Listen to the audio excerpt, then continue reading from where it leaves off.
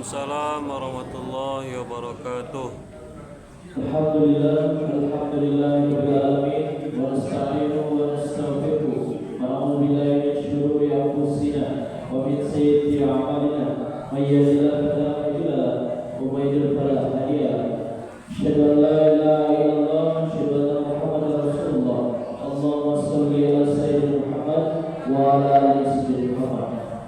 Pertama-tama marilah kita sanjung tinggikan atas kepada Allah Subhanahu wa taala yang Dia telah menganugerahkan kepada kita beribu-ribu nikmat, terutama nikmat kesehatan, kesempatan sehingga kita dapat menjalankan aktivitas seperti biasanya. Yang kedua, salawat bertemu dan salam kepada tahsan tajamkan kepada baginda Nabi Muhammad sallallahu alaihi wasallam. Dengan berlapaskan Allahumma shalli ala sayyidina Muhammad wa ala ali sayyidina Muhammad. Adapun sunnah kami pada kesempatan baik kali ini, yang pertama protokol sebagaimana yang telah berlangsung, yang kedua pembacaan ayat suci Al-Quran oleh Bribda Salga. Kepada yang kita bersilakan.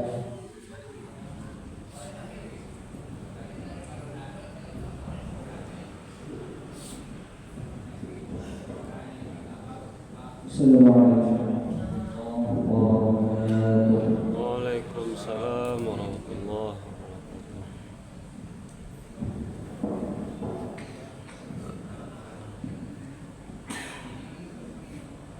أعوذ بالله من الشيطان الرجيم.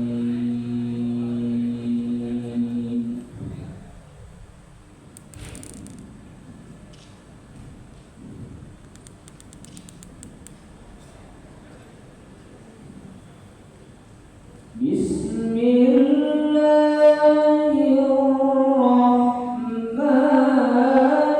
الرحيم.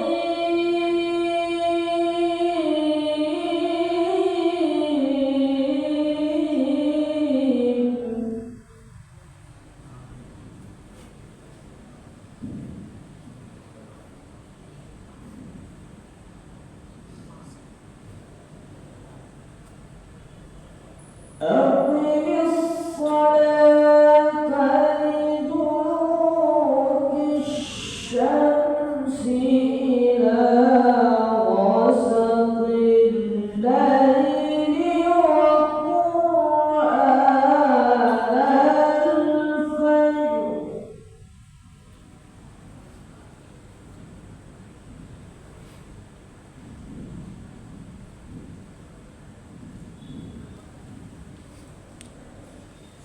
إن قرآن الفجر كان مشهودا.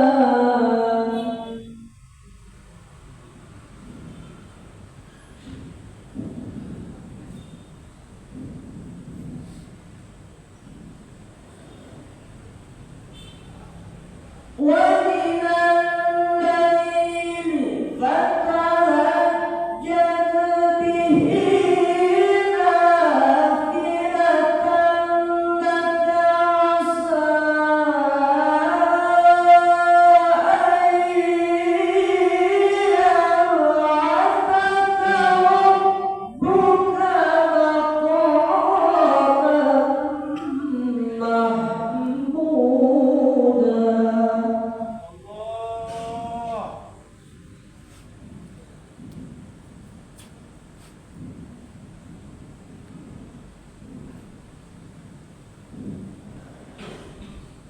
وقل رب أدخلني مدخل صدق وأخرجني مخرج صدق.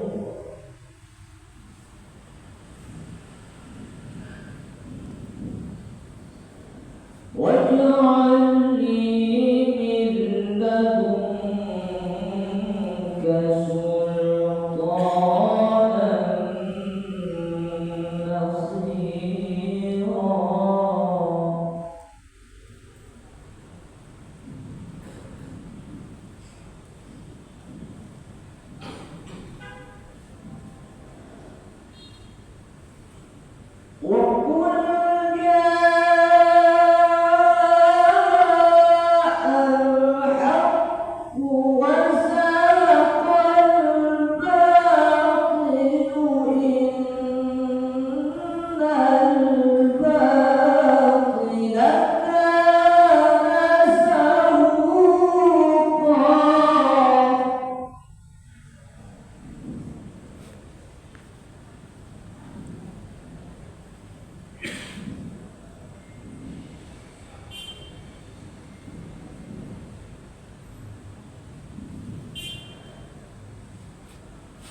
Assalamualaikum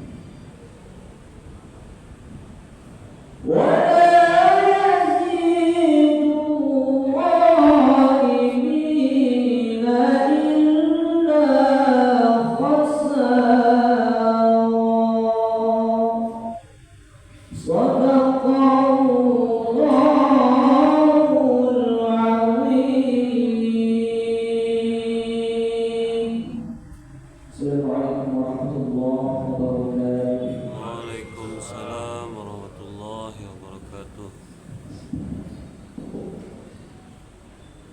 Terima kasih kita ucapkan kepada saudara kita yang telah melakukan rezeki doa dan kita bersama. Selanjutnya mari kita dengarkan bersama tausiah yang akan disampaikan oleh Ustaz Iwan Muhammad sejak pagi kepada beliau tersebut.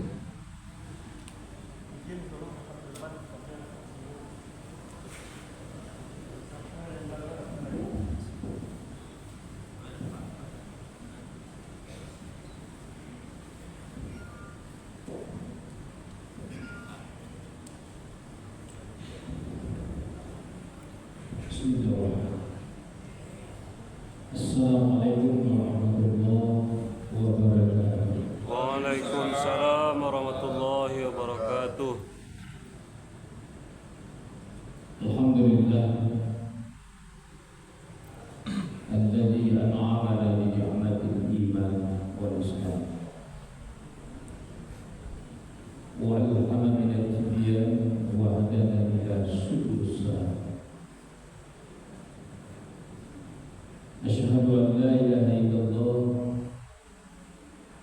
wahdahu la syarika lah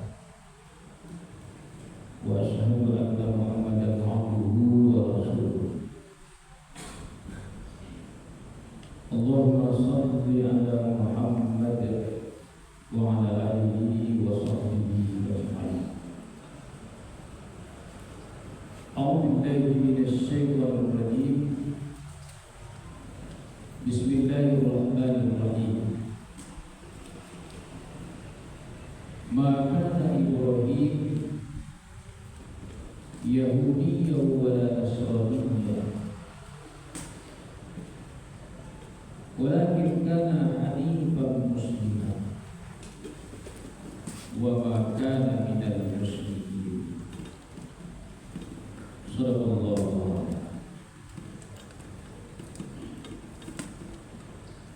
Bukanlah Nabi Ibrahim pemimpin umat Yahudi dan bukan pula pemimpinnya umat Nasrani. Akan tetapi Nabi Ibrahim adalah seorang Muslim yang betul-betul lurus tauhidnya dan bukan golongan orang-orang Muslim. Maha benar Allah dengan segala firman-Nya. Surat Ali Imran ayat yang ke-60. Yang kita hormati para pejabat pimpinan di Polda Sumbar, selanjutnya para ASN Polda Sumbar. Pertama sekali, marilah kita bersyukur kepada Allah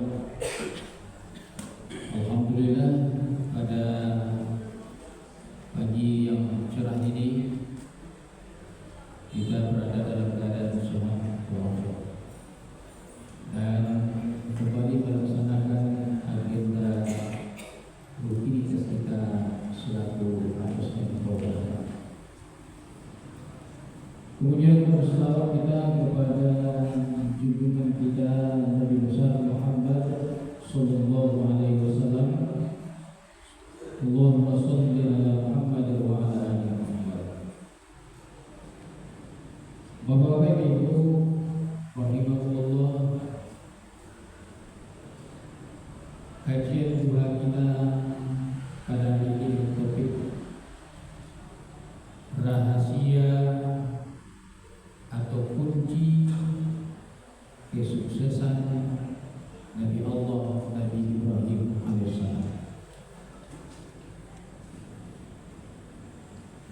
Bapak Ibu sekalian, Nabi Ibrahim alaihissalam adalah seorang tokoh pemimpin umat manusia. Dia dijelaskan oleh Allah dalam Al-Quran. Apa kata Allah? Inni ja'iluka lin-nasi imama. Sesungguhnya aku menjadikan engkau, wahai Ibrahim, sebagai pemimpin umat manusia.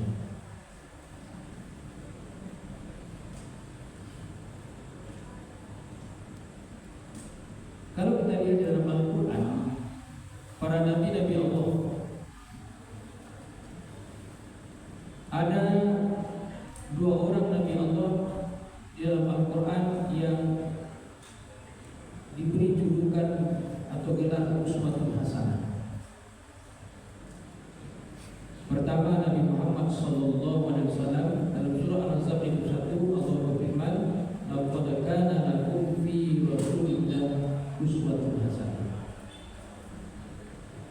Sungguh telah ada pada diri Nabi Muhammad sallallahu alaihi wasallam sebagai contoh teladan yang baik.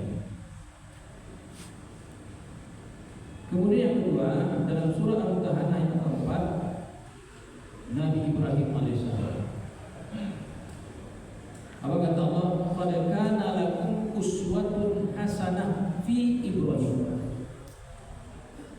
Sungguh telah ada contoh tauladan yang baik pada diri Nabi Ibrahim. Jadi di antara 25 Nabi dan Rasul, ada 2 Nabi Allah dalam Al-Quran yang disebutkan sebagai seorang tokoh contoh tauladan yang baik. Salah satunya Nabi Ibrahim. Karena Nabi Ibrahim ini diakui sebagai pemimpin umat manusia, contoh dan tokoh bagi umat manusia. Seluruh agama-agama samawi itu mengakui Nabi Ibrahim itu sebagai pemimpin mereka. Kalau umat Yahudi mengatakan Nabi Ibrahim itu dengan sebutan Abraham, begitu juga umat Nasrani. Nah, kalau dalam ajaran kita, kalau kita berselawat kepada Nabi Muhammad itu selalu disandingkan dengan Nabi Ibrahim. Allahumma shalli ala Muhammad wa ala ali Muhammad kama shallaita ala Ibrahim. Nah, Bapak Ibu, dalam surah Ali Imran ayat 67 tadi Allah mengatakan, apa kata Allah? Maka Ibrahim Yahudi wala Nasraniyya. Jadi bukanlah Nabi Ibrahim itu sebagai pemimpin umat Yahudi dan bukan pula sebagai pemimpinnya umat Nasrani. Tapi siapa Ibrahim? Nabi Ibrahim itu adalah seorang Muslim Hanifah yang betul-betul lurus tauhid dan akidah. Nah, di mana letak rahasia kunci atau kesuksesan Nabi Ibrahim itu? Yang pertama adalah Nabi Ibrahim seorang Nabi Allah yang sangat tabah menghadapi berbagai macam ujian-ujian yang diberikan Allah. Mulai dari kecil sampai tua, luar biasa ujian yang diberikan Allah kepada Nabi Ibrahim. Apa saja bentuk ujian yang diberikan Allah kepada Nabi Ibrahim? Pertama, baru saja lahir sudah dibuang. Kenapa dibuang? Karena pada waktu itu berlaku undang-undang dari raja yang sangat zalim bernama Namrud. Setiap bayi laki-laki yang lahir harus dibunuh. Karena orang tua Nabi Ibrahim dan tega membunuh anaknya, lalu Nabi Ibrahim itu dibuang di hutan belantara, ditinggalkan begitu saja. Allah lah yang menyelamatkan, Allah yang membesarkan Nabi Ibrahim. Kemudian yang kedua, ketika Nabi Ibrahim sudah tahu mana yang benar, mana yang salah, Allah ilhamkan petunjuk kepada Nabi Ibrahim. Nabi Ibrahim melihat karena umatnya banyak yang menyembah patung dan berhala, lalu dihancurkan oleh Nabi Ibrahim. Nabi Ibrahim dapat ujian kedua, yaitu bahkan hidup. Nah, kembali Allah selamatkan. Ya narkuni barda wa salamun ala Ibrahim. Hai api, dinginlah engkau, selamatkanlah Nabi Ibrahim. Jadi api yang membakar, karena api diciptakan Allah, Allah tundukkan api yang membakar itu tidak jadi menghanguskan Nabi Ibrahim. Selamatlah Nabi Ibrahim itu. Kemudian yang ketiga, sekian lama Nabi Ibrahim berumah tangga, namun belum juga memiliki keturunan. Terbayanglah oleh Nabi Ibrahim, kalau seandainya ia besar, sudah tua nanti, siapa yang akan meneruskan perjuangan? Tapi Nabi Ibrahim tidak pernah putus asa. Nabi Ibrahim selalu berdoa optimis. Nabi Ibrahim berdoa kepada Allah, Rabbi habli minas shalihin. Ya Allah, karuniakanlah kepada kami keturunan yang saleh. Nah, baru pada usia yang sudah tua, baru Nabi Ibrahim diberikan anak, fabasyarnahu bi ghulamin halim. Seorang anak yang sangat santun bernama Nabi Ismail. Bapak Ibu yang bahagia, kemudian keempat, baru saja lahir Nabi Ismail, datang perintah Allah yang keempat. Apa perintah Allah yang keempat? Disuruh berpisah dengan anak semata wayang manusia. Karena perintah Allah. Kenapa Allah perintahkan berpisah? Karena terjadi api percikan kecemburuan antara Siti Sarah dan Siti Hajar. Lalu diantarkan Nabi Ismail dan istrinya Siti Hajar ke padang pasir, tinggalkan begitu saja. Nah, disinilah berjuang Siti Hajar.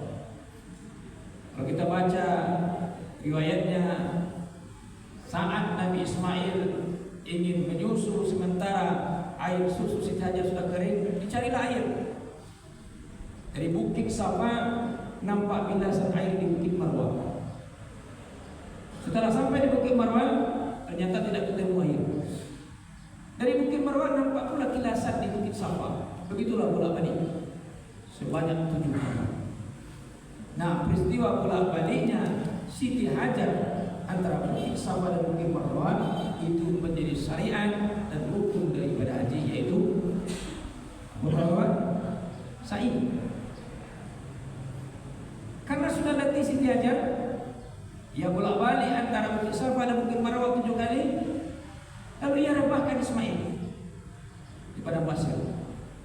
Meronta-ronta Nabi Ismail. Nah, ketika Nabi Ismail meronta-ronta itu, dilihat oleh Siti Hajar di kaki Nabi Ismail seolah-olah ada kilasan air. Lalu digalilah oleh Siti Hajar sambil mengucapkan zam, zam, zam. Artinya berkumpulah.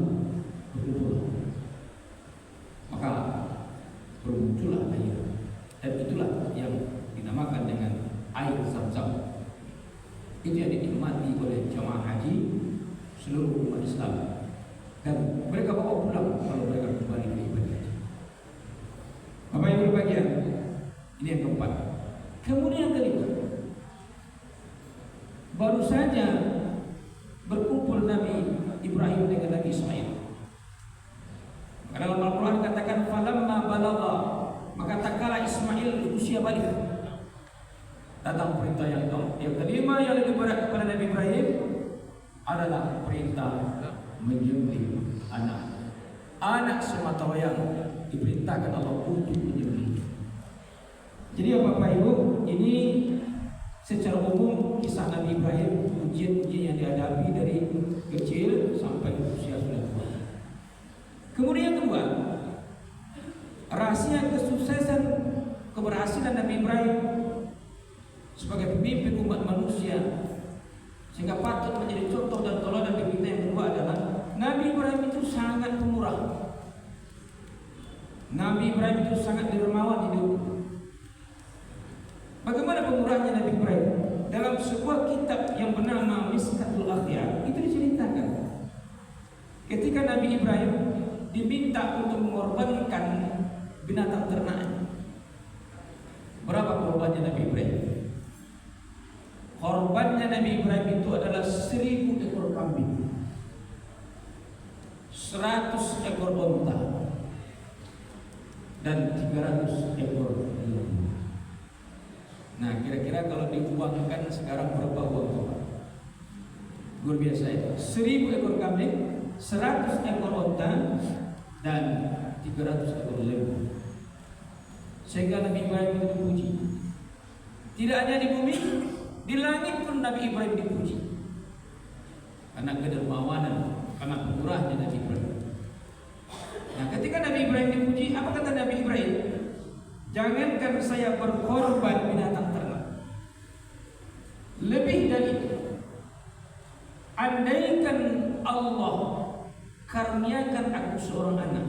Waktu itu Nabi Ibrahim belum punya anak. Andaikan Allah beri aku anak, dan andaikan Allah perintahkan aku untuk menyembelih anakku, saya akan korbankan. Rupanya yang keluar, yang terlontar dari mulut Nabi Ibrahim itu rupanya dikabulkan oleh Allah. Makanya Bapak Ibu, tanggal 8 Zulhijjah itu namanya hari Tarwiyah, hari perlindungan. Allah mengingatkan Nabi Ibrahim. Apa kata Allah kepada Nabi Ibrahim? Ufi bin nazri ya Ibrahim. Hai Ibrahim, tepati janjimu. Ingat janjimu.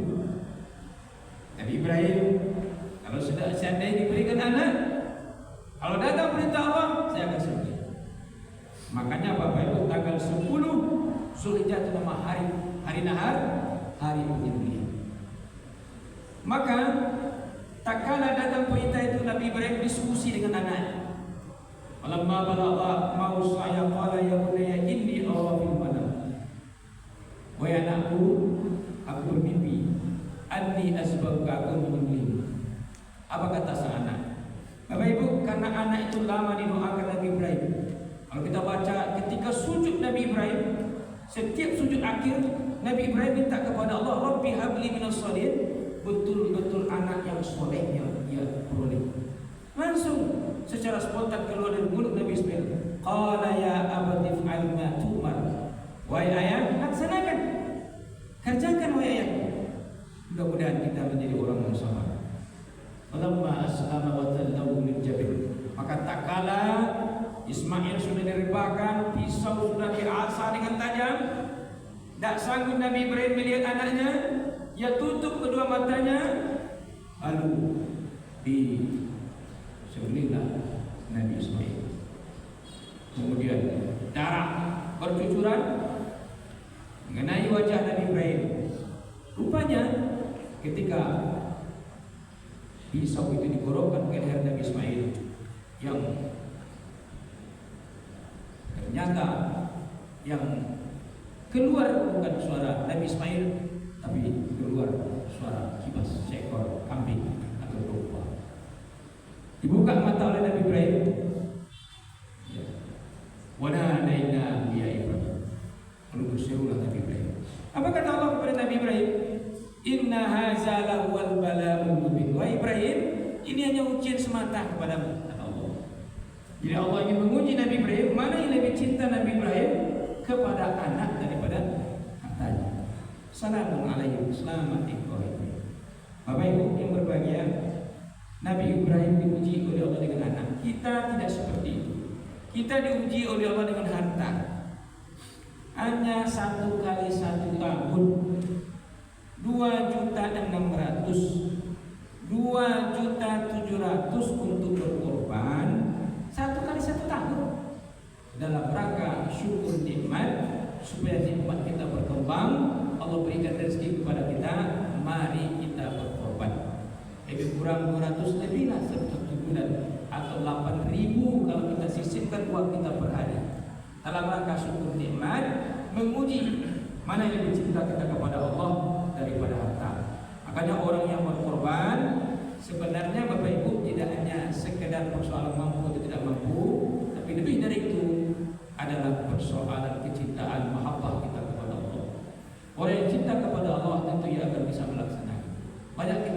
lihat cerita-cerita waib, kisah-kisah waib, seorang pemulung bisa berkorban satu ekor sapi, padahal tak punya tempat tinggal. Kenapa ia bisa lakukan? Karena mahabbah, kecintaan kepada Allah. Seorang pembantu bisa naik haji. Seorang menjual goreng pisang di pinggiran bisa naik haji. Mereka tidak mampu, tidak wajib.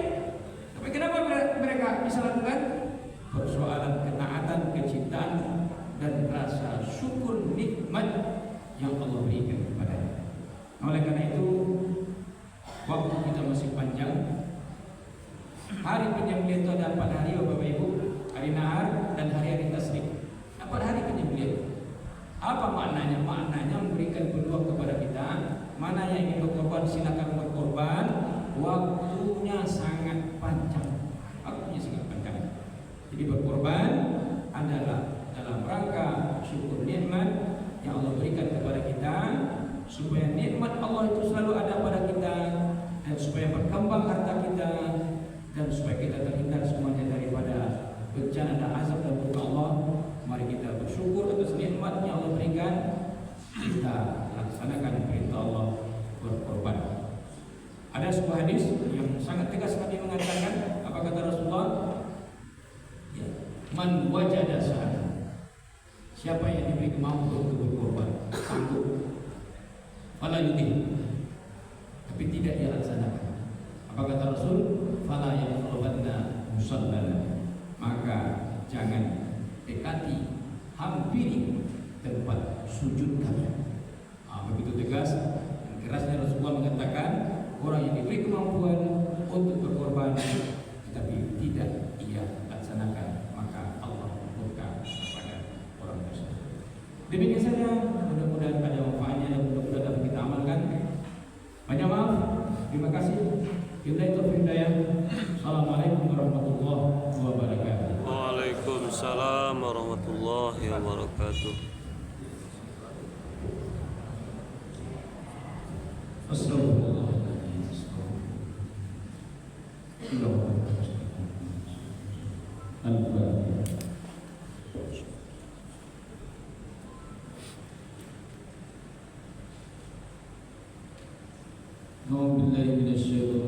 Bismillahirrahmanirrahim. Alhamdulillahirabbil alamin wal aqibatu lil muttaqin. Wassalatu wassalamu ala asyrofil anbiya'i wal mursalin wa ala alihi wa sahbihi ajma'in. Allahumma ya qayyum ya qayyum ya badi'us samawati ya malikul mulki ya dzal jalali wal ikram. Ya Allah, la ilaha illa anta nas'aluka an tuhibbal bina min hidayatika ya arhamar rahimin. Maghfir lana dzunubana wa li walidayna warhamhuma kama rabbayana shighara. لجميع المسلمين والمسلمات والمؤمنين والمؤمنات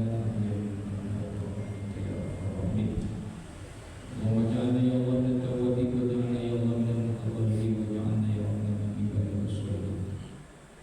اللهم بارك لنا في ارزاقنا يا الله berkahilah rezeki kami, wa barik lana fi ma'isyatina, berkahilah kehidupan kami, wa barik lana fi buyutina, berkahilah rumah kami, wa barik lana fi dunya, berkahilah hidup kami, wa barik lana fi umrina, berkahilah segala urusan kami, wa barik lana fi umurina, berkahilah hidup kami.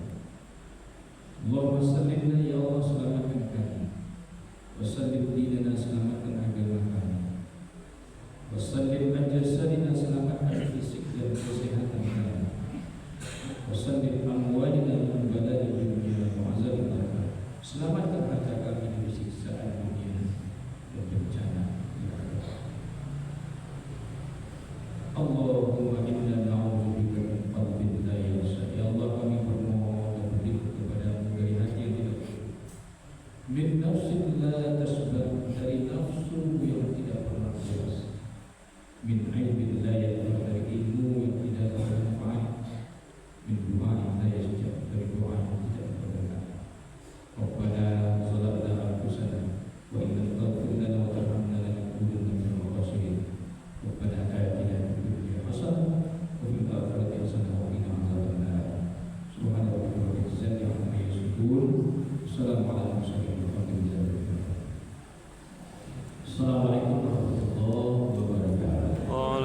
Waalaikumsalam warahmatullahi wabarakatuh. Terima kasih kita berikan kepada Tuhan yang telah memberikan tausiah kita bersama. Semoga dapat bermanfaat untuk kita semua. Demikian cara